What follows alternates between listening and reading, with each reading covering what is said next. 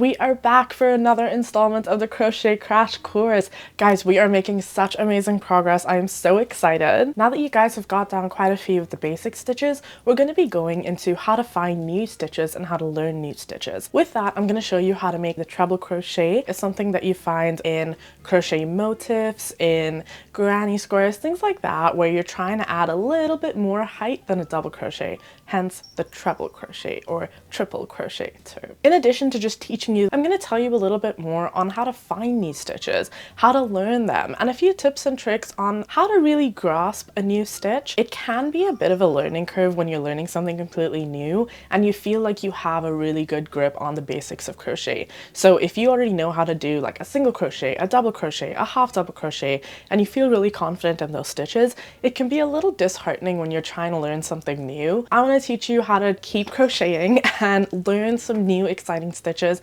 because that's what makes crocheting so much fun. All right, let's waste no more time and jump right into it. As always, you're going to need your 5.5mm hook and you're going to need your brightly colored yarn. My ball yarn is a mess, but you're gonna need your super brightly colored yarn. Woohoo! I'm gonna meet you back at the table and we're gonna get into some treble crocheting. All right, we are back with our 5.5mm hook and our brightly colored yarn, and we're gonna go ahead and get started on our treble or our triple crochet. Now, as always, we're gonna start with a slip knot. So this is my quick slip knot version. If you want a more detailed version, you can always go check out my Crochet 101 tutorial. Now for a treble crochet, we are going to add 4 chains, which is going to act as our turning chain.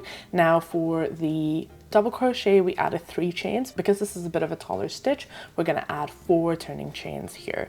So we're going to chain 16 and then we're going to add 4. So we're going to chain 20 in total. So yarn over, pull through the loop on your hook, and that's your first chain. Then we're going to do 2, 3, 4, and we're going to do 20 of this.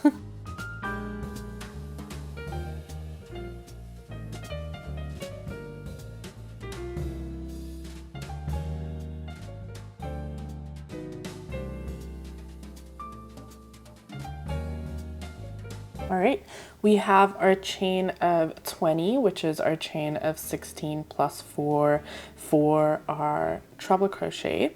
And now we're going to go ahead and we're going to put our first treble crochet in. Now, because we chained 4 extra as our turning chain, we're going to go into the 5th chain from our hook. So again, that's 1 because we count the one that we've just made. So 1, 2, 3, 4, and 5. That is our 5th chain from the hook, and that's the chain that we're going to go into to make our first treble crochet. Now it's pretty similar to a double crochet. We just have to add 1 more loop onto our hook to make it a treble crochet, and then add 1 more pull through. So instead of just yarning over once and going into the stitch, which is what we do for a double crochet, we're actually going to yarn over a second time before we go into the stitch. So for a treble crochet, we're going to yarn over, and then we're going to yarn over once again, so that we've almost created 2 extra loops on our hook. And now we're going to insert into the chain.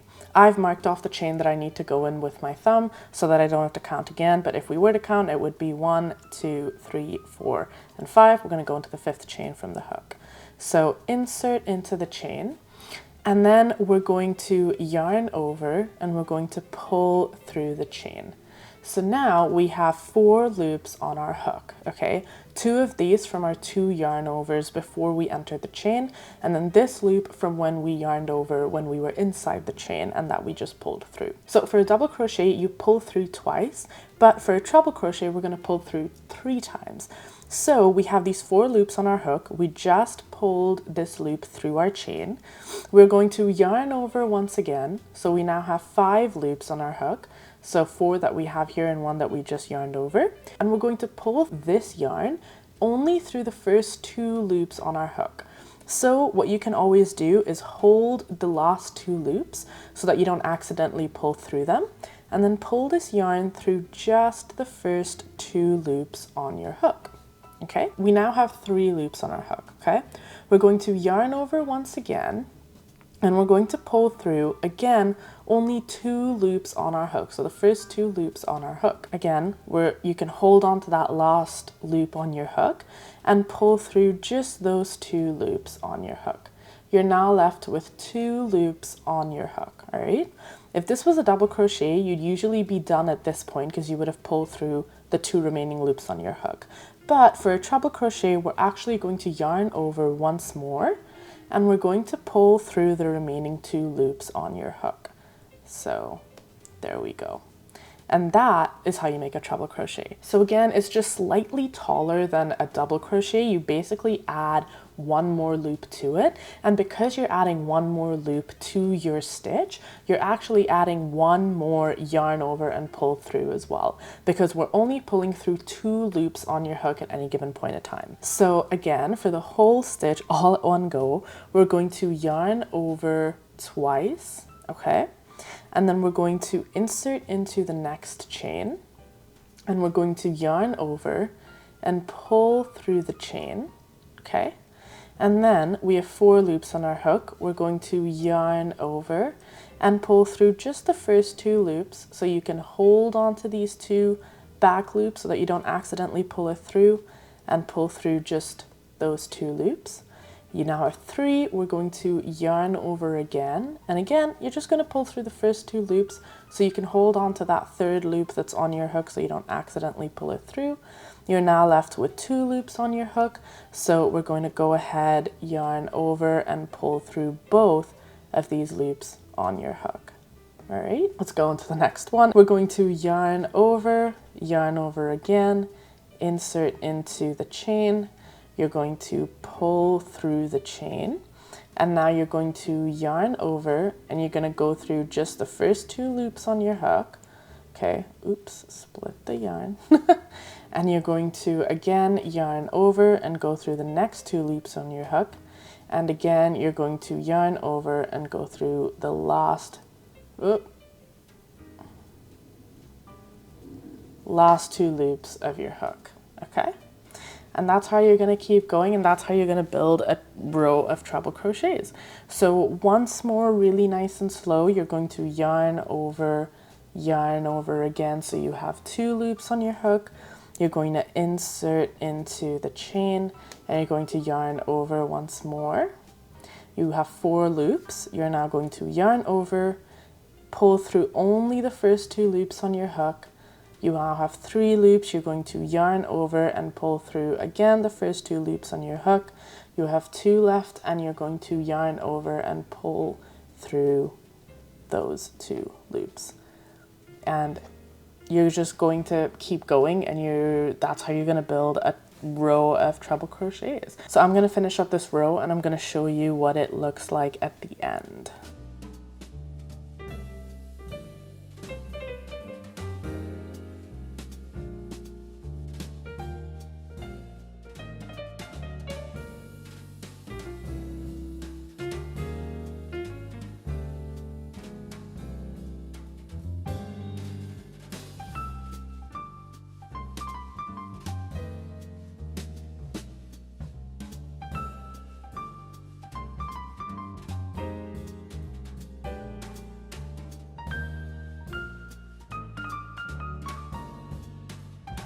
All right, and there you have it. That is a row of treble crochets. As you can see, they are very, very spaced out, and they are much taller stitches compared to, well, any of the other ones that we've really done. But if you're especially comparing it to a single crochet square, I'm gonna do one more row so you can see how it looks with multiple rows, and you can see us build into the stitches. We're going to chain 1. We're going to turn our work, and we are going to continue doing the exact same thing into the entire stitch. All right.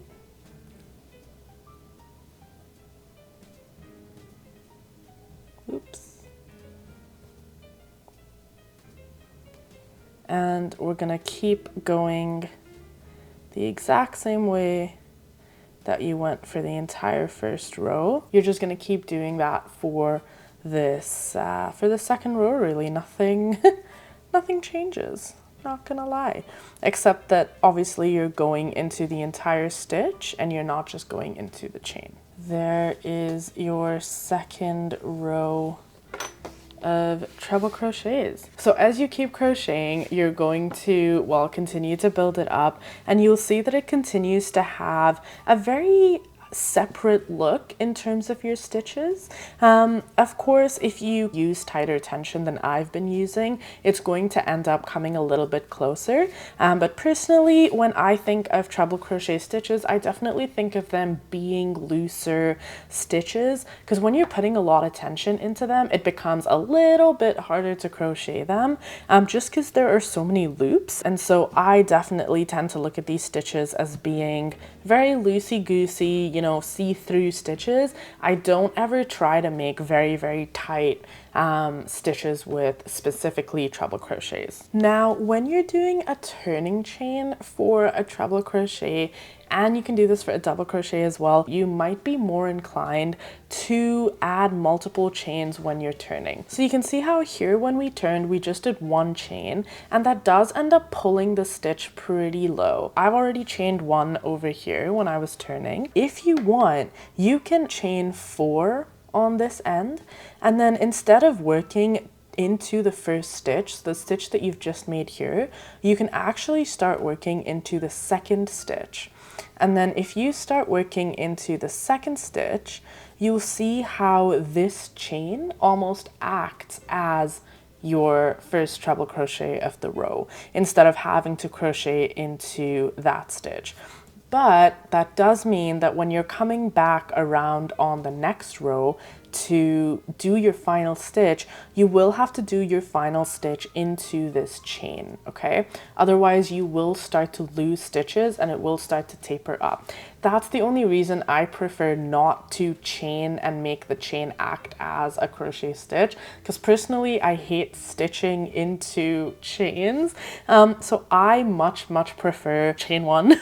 But once you get to the other end, really, like, I know this looks like it's very pulled down, but once you finish this row and you crochet all the way to the end and you do your final crochet into this first stitch, it actually does end up pulling it up and making it look pretty neat. So again, it's up to you and how you prefer to do your crochet stitches and your squares. I also do want to say that as you're looking at these, you might be wondering why it's like puckering down here. That's going to happen with really tall stitches because, again, they kind of need space to go, which is why when you're doing especially taller stitches like this, you might want to block your work. Your squares end up sitting like this instead of like this. I will be doing a module on blocking as well, so make sure to come back if you want to see more of that. If you want to make these squares as part of your cardigan,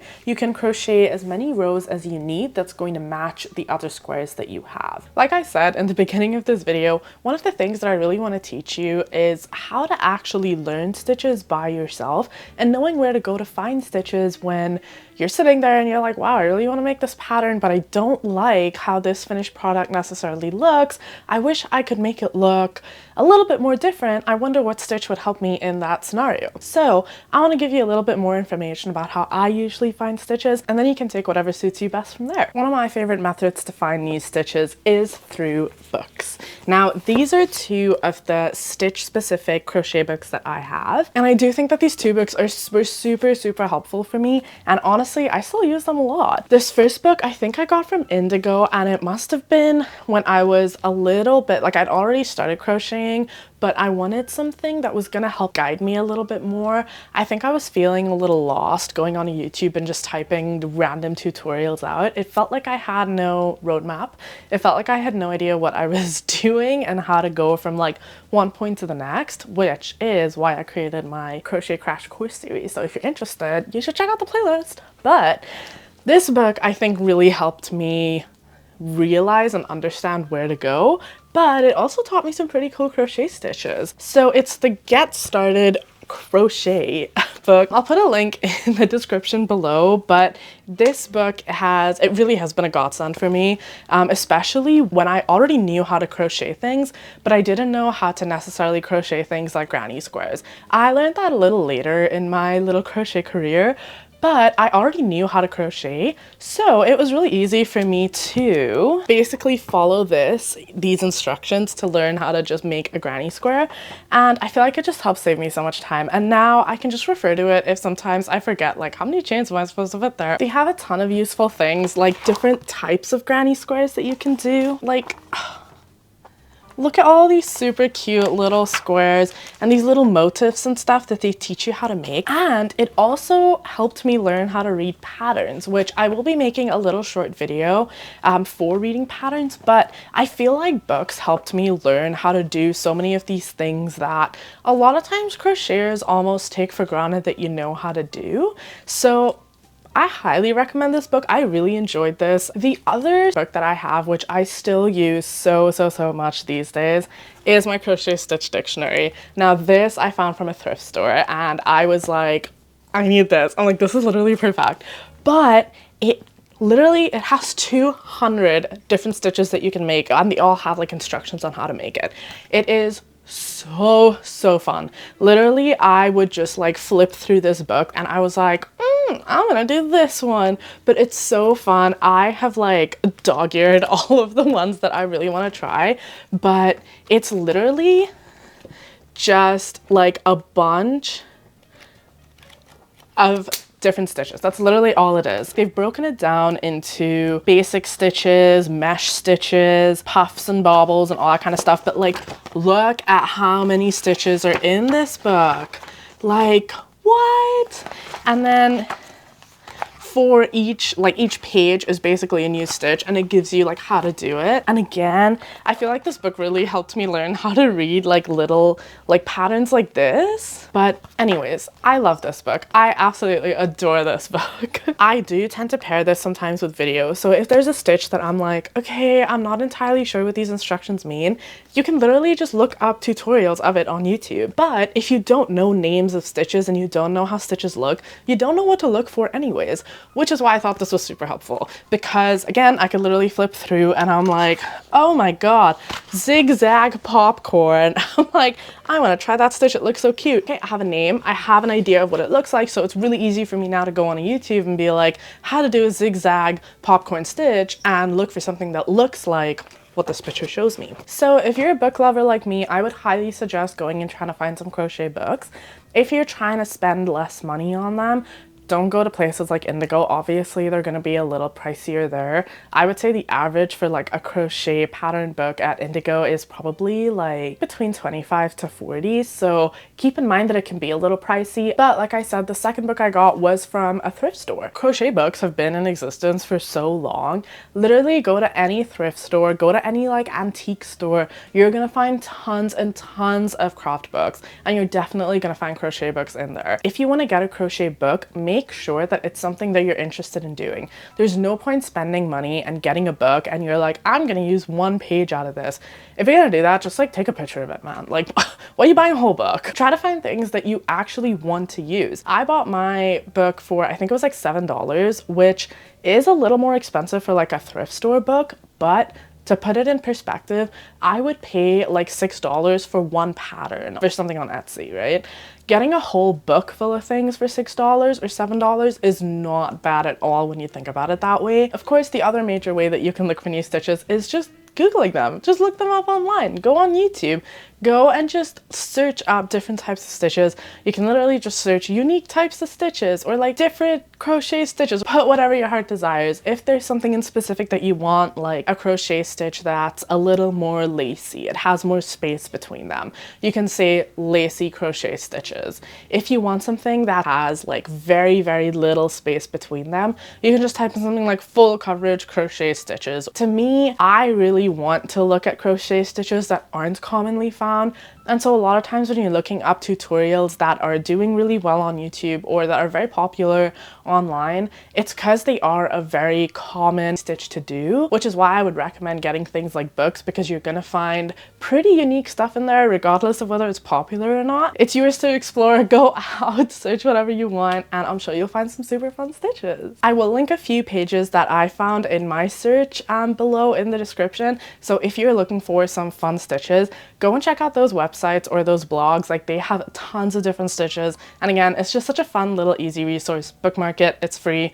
Use it. Depending on the stitch you're learning, when it comes to actually learning new stitches, it can be a little bit intimidating. So here are a few things that I've realized about myself as I'm learning new stitches.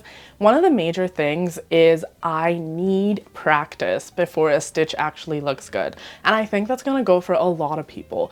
Do not go into a brand new stitch expecting that you're going to be able to do it perfectly the first time. The likelihood of that is like very, very, very low. Even if it's something that seems pretty straightforward, in most cases, it's gonna take time for you to get used to things like tension, to get used to things like figuring out where you're supposed to be putting stitches, identifying what counts as a stitch, what counts as a row, and being able to actually create a neat looking row of stitches or round of stitches that's going to look pretty even and pretty symmetrical, right? So do not go into a stitch being like, I'm gonna nail this the first time, and then the first row you make turns out looking like ugly and you're like, I suck at crocheting. Do not do that, okay?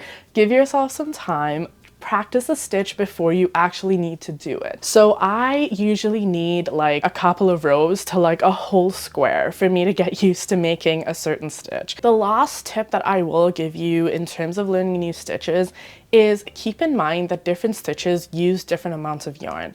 Very simply put, like between a single crochet and a double crochet itself, there are different amounts of yarn that are used for the same square. Like, even though you think it might be the same amount of yarn because they're making the same like dimensions of something, it's not always true. If you're looking for stitches that are a little bit more puffy, or you're looking for stitches that are really, really closely crocheted, chances are they're going to use more yarn. So if you're trying to do something that's really fun and cool, but you're also trying to save on yarn expenditure, or you want to use less yarn, just keep in mind that maybe you might want to stick to some of the more basic stitches, or you might be looking for things that are airier and more open. All right, let's wrap up this video and let you get crocheting on some neat stitches. So for today's assignment, you're gonna make 20 squares. Now, I know 20 squares is bonkers, but next week we're gonna go into reading week. There's not gonna be a new assignment. You're gonna have a little bit of downtime to spend making all of these squares and choosing some stitches for these squares. Now, you don't necessarily have to do 20 squares in completely new stitches.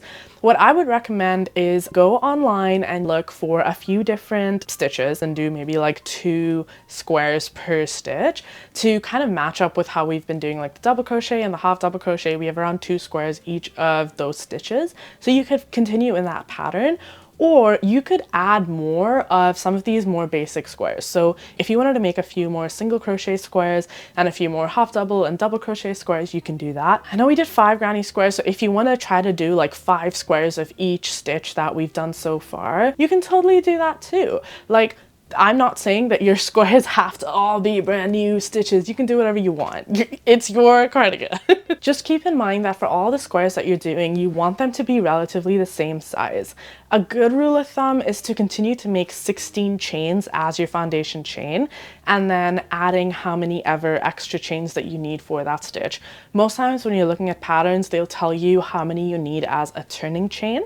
So if you're looking at a pattern and it says you need a chain, 12, and then you're going to like skip the first 2 chains, you know that usually those last 2 chains are turning chains. So you could say that I'm gonna chain 16 and then I'm going to add 2 more to that because that's going to make the turning chain. Okay, so just keep that in mind. I can't tell you for sure how much yarn you're going to need for this because it's really going to depend on the stitches that you pick. So get your yarn as you need is what I would suggest. Since the whole point of this crochet crash course is for me to kind of learn with you as well, I'm actually going to be learning a couple of new stitches next week. So we're going to be doing our reading week next week, but I'm going to try to learn 2 new stitches that I've never tried to do before, and I'm going to make those for my cardigan and add them in. So I'm so excited to see you guys next week, where I struggle to learn some new stitches, and we can learn together, guys. It's going to be a great journey, a great learning journey together. And as always, I'm going to use the same yarn that I always use, but feel free to come along and learn some new stitches with me. And that's really it for today, so hopefully I will see you guys next week. Bye!